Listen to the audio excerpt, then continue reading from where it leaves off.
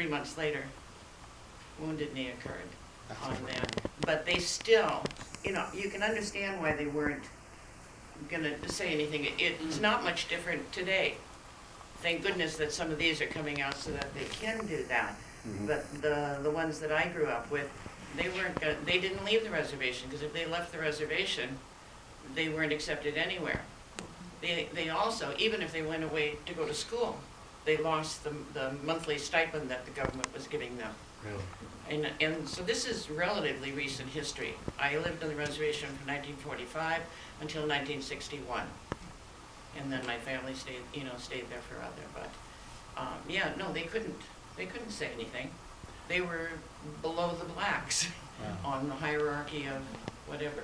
Yeah, and they're also the only minority where their blood quantum is counted. The government controls your blood quantum. You have to have a certain amount of quantum to register as Native American, and then only certain Native American tribes are actually registered with the U.S. government. Yeah. So it's absurd if you look at the rigmarole Indigenous people have to go through simply to exist, and the confines in which they live under still. Yeah.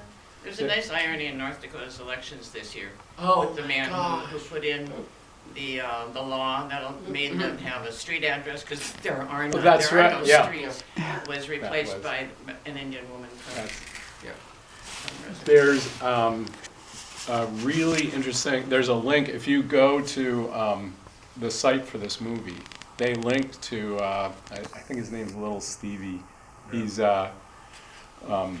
Bruce, he's in the E Street Band, and he's created a website for teaching materials for teachers who want to teach about rock and roll. Okay. And there's a whole lesson plan there for this movie where they've gone through, and there is an incredible amount of material on the history of the reservations and the laws that were in place for forcing Native Americans to go to these schools to eliminate their Indian heritage. And the really,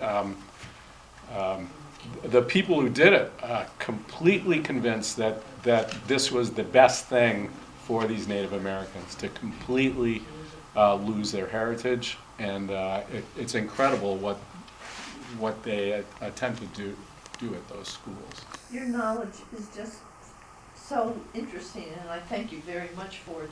You want to teach at St. Paul's. Yeah.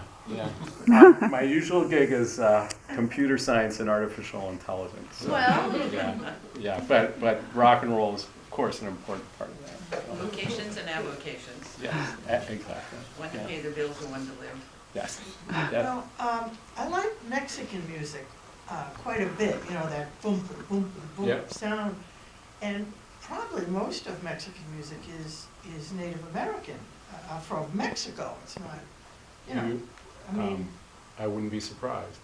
But again, I would want an ethnomusicologist to go in and investigate the same way people have done for this film, to kind of find those roots, etc.